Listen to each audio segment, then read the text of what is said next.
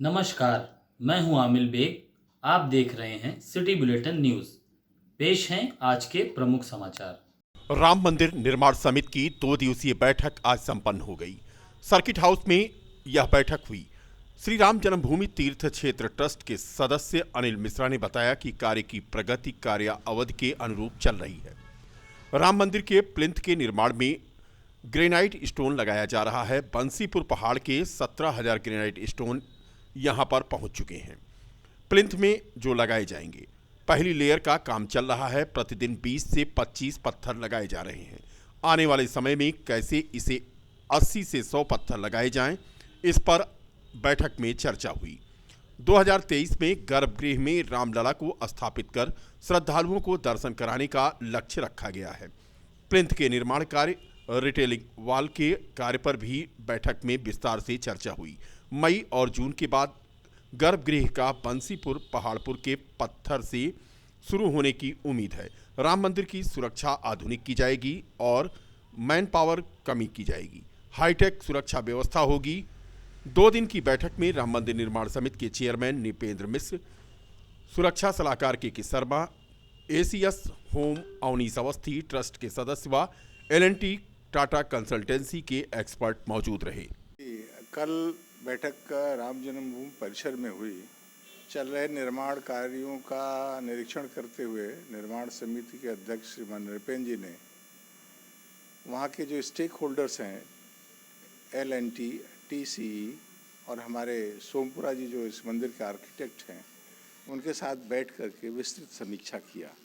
आने वाले 2023 तक गर्भगृह में प्रभु भगवान राम को स्थापित करके भक्तों को दर्शन कराने की बात कही गई है।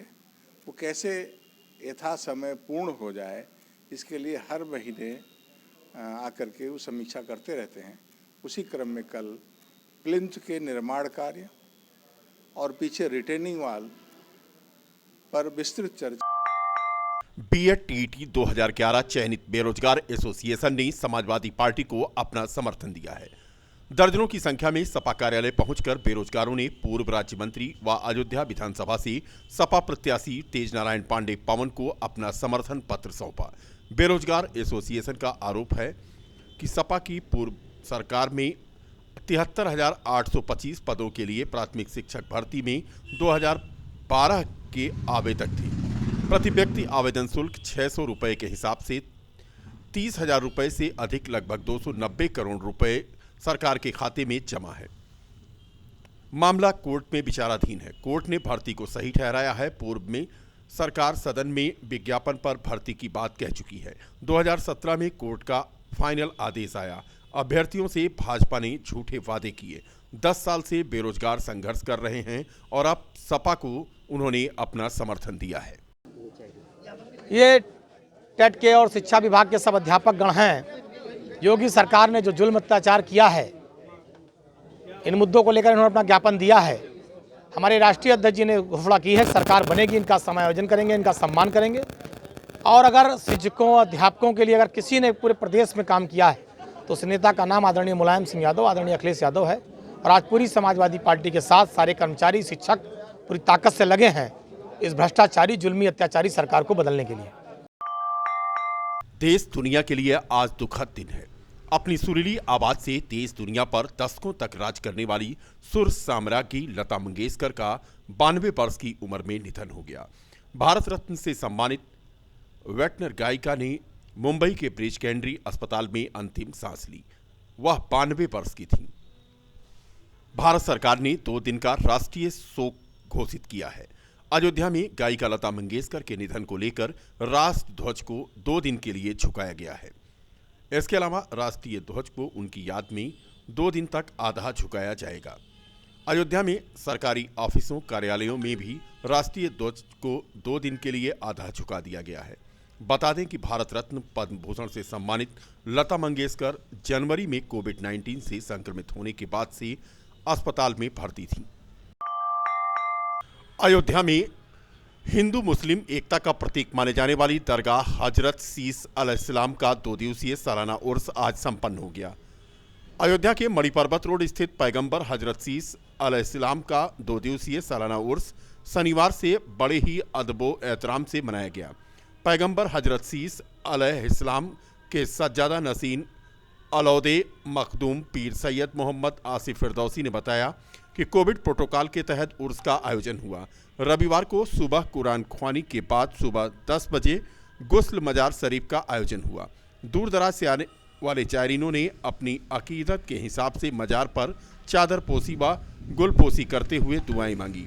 सज्जादा नसीन हजरत सीस अलैहिस्सलाम व औलादे मखदूम मौलाना मोहम्मद आसिफ फिरदौसी ने बताया कि हजरत सीस पैगंबर वेलफेयर ट्रस्ट द्वारा आयोजित 2 दिवसीय सालाना उर्स अरबी माह के 3 और 4 रजब को मनाया जाता है, जो इस फरवरी माह की 5 और तारीख को मनाया गया।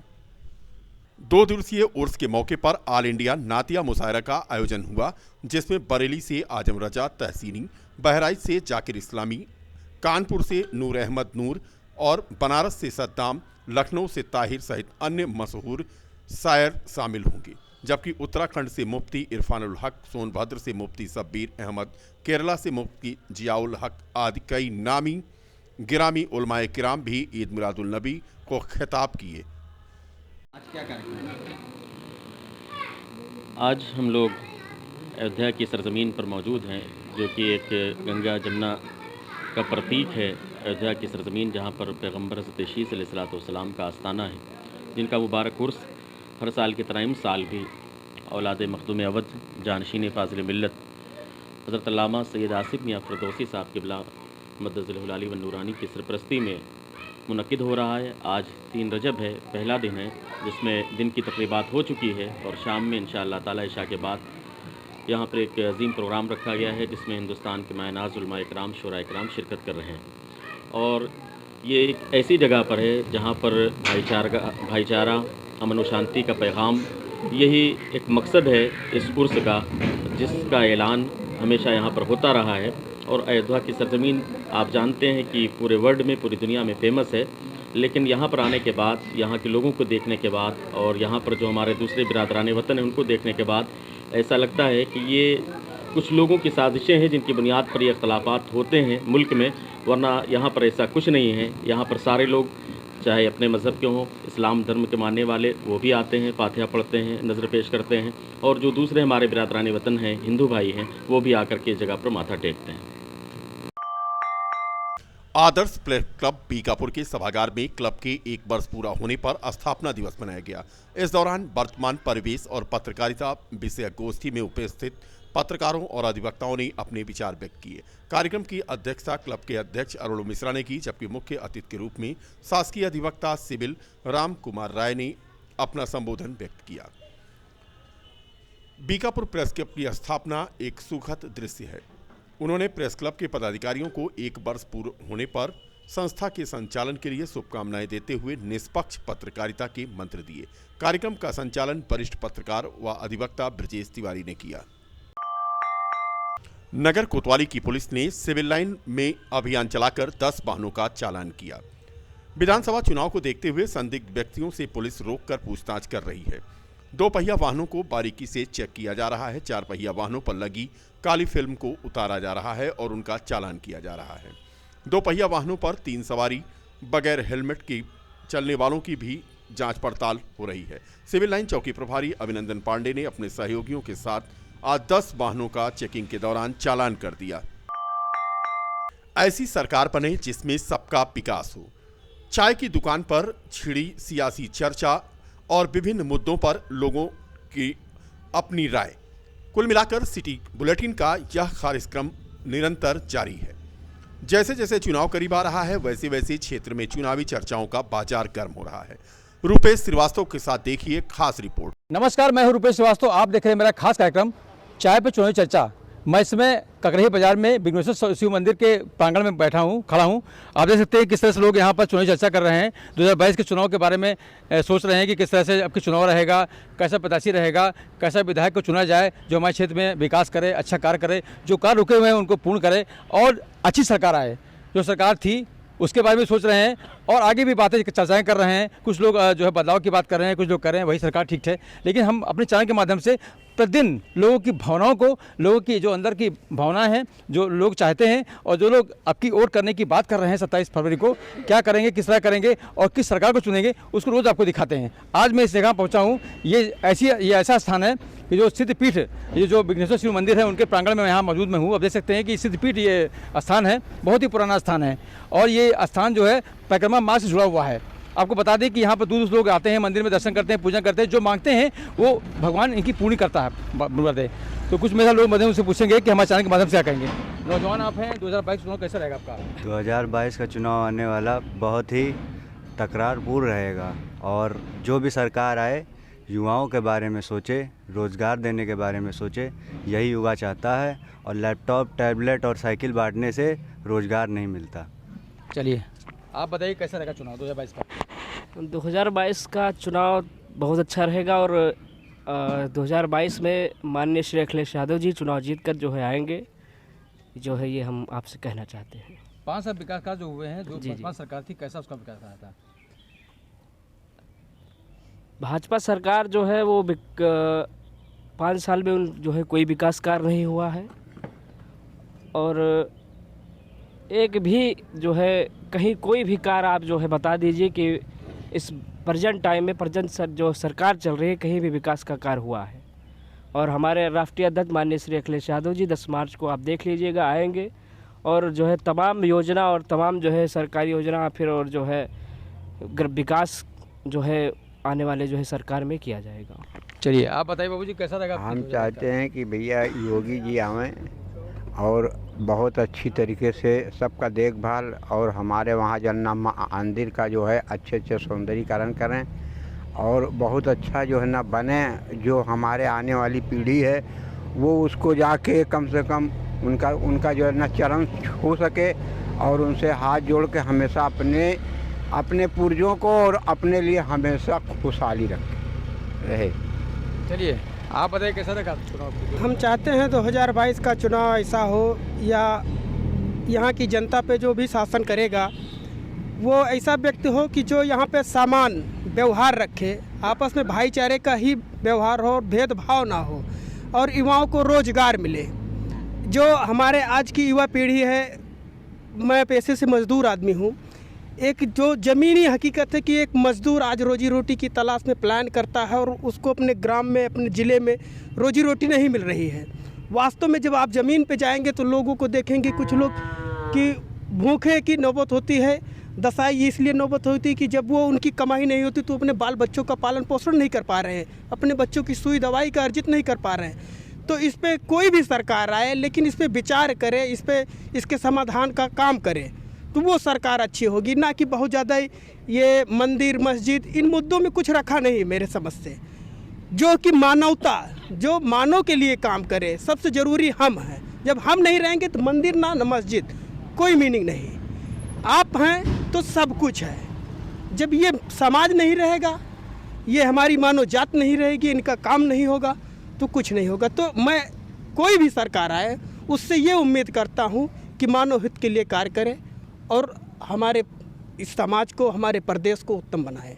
और सही आप बताइए कैसे रहेगा? हम भैया भाजपा से एकदम संतुष्ट हैं और भाजपा अच्छा काम कर रही, 5 साल में अच्छा विकास किया है, अच्छा काम किया है, इसलिए हम भाजपा से संतुष्ट हैं और फिर 2022 में भाजपा आवे तो अच्छा है। चलिए आप बताइए कैसा रहेगा चुनाव?